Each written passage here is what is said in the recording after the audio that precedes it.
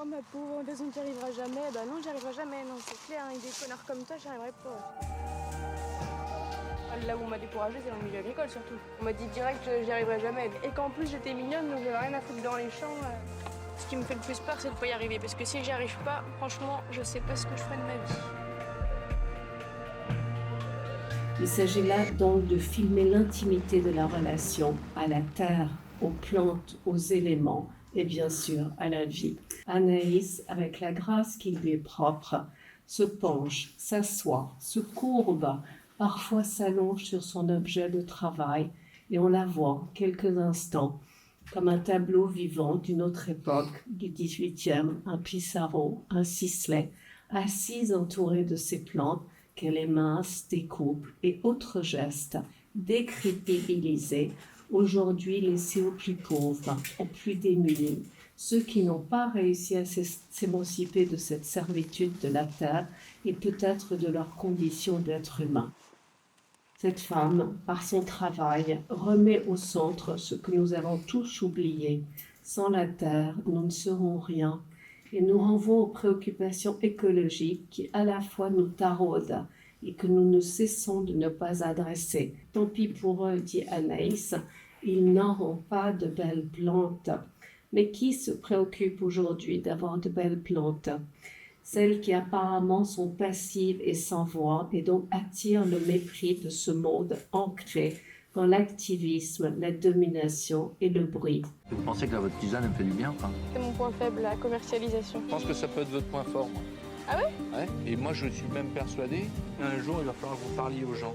Même si on fait ce qu'on aime, à un moment donné, je considère que la vie est faite pour être partagée. C'est une vraie rencontre. Ouais. C'est-à-dire qu'elle vous a rencontré et vous l'avez rencontré. C'est la rencontre de deux femmes, quoi. Et c'est... Oui, c'est ça. Ouais.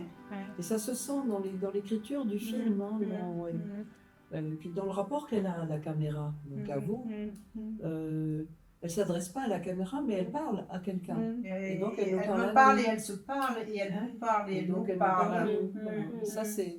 Alors par rapport à la psychanalyse, c'est vrai que au fond, la position que vous tenez là, avec cette caméra, vous tenez une position presque transférentielle, comme ça, d'une relation qui s'installe à long terme, très long terme. Faut qu'on fournisse d'autres papiers, mon cœur. Documents prouvant votre communauté de vie, quoi. Putain, on vit dans deux pays différents. C'est tellement le jour et la nuit, la vie ici et la vie en Casamance. Je sais pas s'il va se plaire ici ou pas, quoi. Il nous propose une date au mois de juin.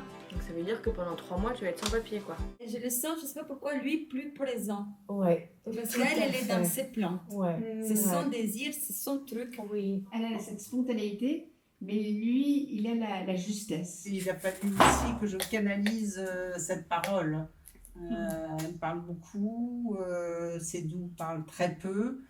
Oui, il en dit long. Oui, il est fin. Oui, quand il a débarqué en France, la première chose qu'il a vue, c'est ma caméra.